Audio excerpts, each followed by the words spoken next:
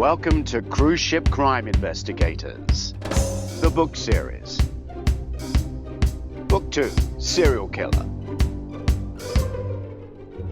Chapter 40, Hey Bartender. Hunter reaches over the bar of the Crow's Nest to read the name badge of the bartender. Prince Dalhoun. Made-up name, right? Hunter asks. The bartender frowns distastefully at him. I preferred the man you were with last night, Miss Ruby. Prince, Hunter begins.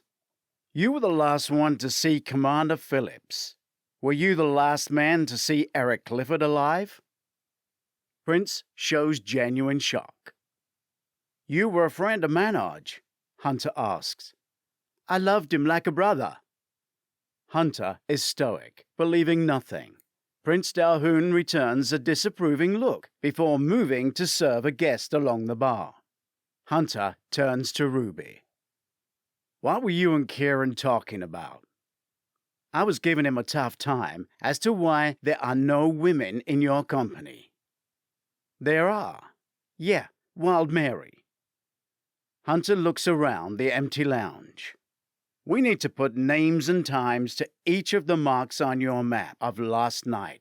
Staff, singers, everyone. Hunter turns to Prince, who has just finished serving the other guest. Can I get an American Pale Ale? I'm not sure we have any corn-based beer, Dalhoun says, knowing perfectly well he doesn't. What? Native Americans made corn beer. I just don't think we have one. Dalhoun, I want an Indian Pale Ale, preferably an American one. Prince Dalhoun grabs a bottle from the fridge and shows it to him. Ruby holds her hand up. She doesn't want a drink. Prince slides Hunter's cruise card across to Jasmine. Bartenders never deal with the billing. He caps the bottle and pours half into a glass. The murder's eccentric to this place, right? Hunter whispers to Ruby. Jasmine approaches Hunter for a signature. She looks different, a whole distinctive look, and still just as devastatingly attractive. He signs and smiles. Jasmine, were you on duty last night? Yes, sir. I served the man with Miss Ruby, Jasmine offers before smiling and walking away. Was she on your map? No, but you asked who was still here when we left. I couldn't place her then. Hunter is nodding as Prince cheekily looks at Hunter's payment slip. I see your suite is just below. Let me know if you ever want room service, he says with a suggestive smile, and he is gone again, dancing around his small space behind the bar. People love his act. He's funny. He's harmless, Ruby says. Dalhoun comes back for the single slip and his pen. Hunter downs the small beer in one and stands. Let's go. But first he leans into the barman. Hey, Prince, someone tried to kill my buddy Kieran last night, on the stairs, just behind this bar. Didn't work. Broke a few ribs. Shook him up. He saw the killer. It wasn't me. When Kieran wakes, he'll identify the attacker. Then I'll kill them. OMG! After I've tortured them. Talents you've acquired over many cruises, I'm sure. What would you like me to do with them before I kill them softly? You're messing, right? Only the softly bit. I'm not Roberta Flack. When I kill someone, they scream. Hunter leaves. Roberta who? Prince asks Ruby. Old school singer. Think the Fugees. Prince gyrates from side to side, singing, then shivers. Is he serious? He's a killer, and Kieran saved his wife's life, so I think he is very serious. The murderers danced for the last time, and he wants everyone to know that. Chapter 41. You're staying? Ruby and Hunter approach the chart room bar in the center of the ship. She turns to Hunter just before they enter. Hunter, can I do this by myself? You need some time because this has got personal for you. No need, Hunter offers. Let me do this as a woman-to-woman thing. Two heads are better than one. Hunter walks off ahead one stride beyond her and sees Betty Clifford, sitting alone in the corner. The chart room is very dark wood and brass, with models of older ships in cases. It is a very traditional lounge, and it's quiet, though public enough for them not to be left alone with Betty. "Hey, Betty, can I get you anything?" Hunter asks. "A large gin, just to steady the nerves." Hunter engages a waiter by flashing his cruise card, while Ruby sits with her. "The captain tells us you've decided to stay on and complete the cruise." "Eric would have wanted that." Ruby types into her phone. "You're not likely to change your mind?" Ruby asks, looking at her very seriously. "No, I'm sure. Cruising was our life. I love it. He would want me to stay on," Betty says. Why would someone kill Eric? Betty is puzzled by the question. She takes her drink from the waiter. Hunter signs for it and takes his bottled beer. Hunter sits with them.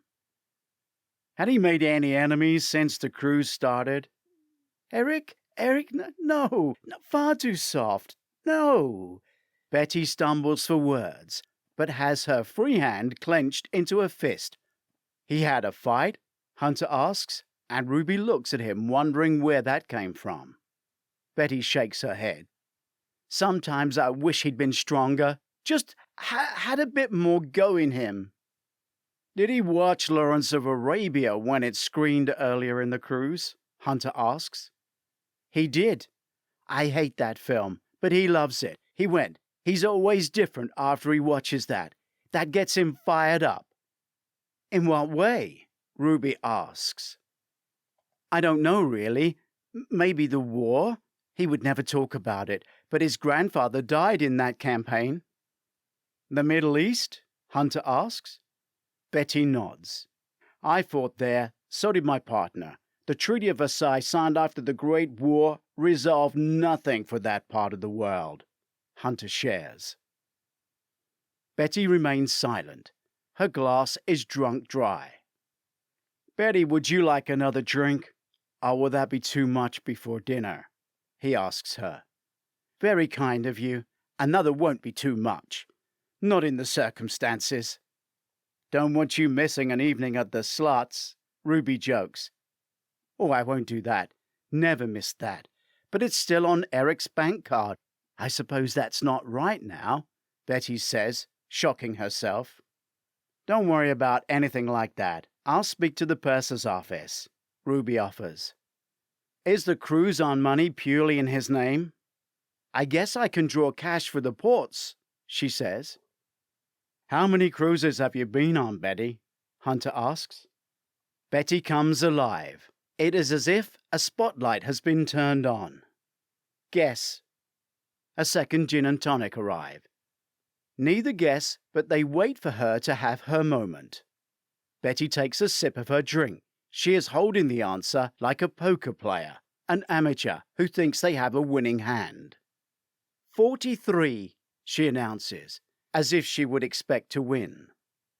"That's a lot," Ruby says. "We found our happiness traveling. We know most of the staff. Not you, you're new," Betty directs to Ruby. "I'm relatively new to this ship, but I doubt you'd have cause to deal with my department on a normal cruise. I'm in security. I only deal with cruisers when they break the rules." Ruby smiles. "You know the staff?" Hunter asks. "Most of them," she says. "And the ship?" "Every rivet," Eric used to say. "How did you make the time to cruise so much?" Hunter asks. "And afford it, I know. That is always the question. Well, Eric was laid off at 53. We had a final salary pension. The house was paid off, so we did an equity release. We have more money than we can spend. What else is there to do with it but cruise? It saves me doing my own dishes." "It certainly does," Ruby agrees. "I guess they do your washing as well as your dishes when you're on here. You use the laundry service?" Hunter asks. I do. It's fascinating, Betty says. We always wondered where it went and how everyone's bits get back to the right cabin. Eric liked to know how the ship worked? Hunter asks, thinking that is a lead. Couldn't get enough of it. You should have heard him when he got started back at his club. He should have been paid commission for the number of people he converted to cruising.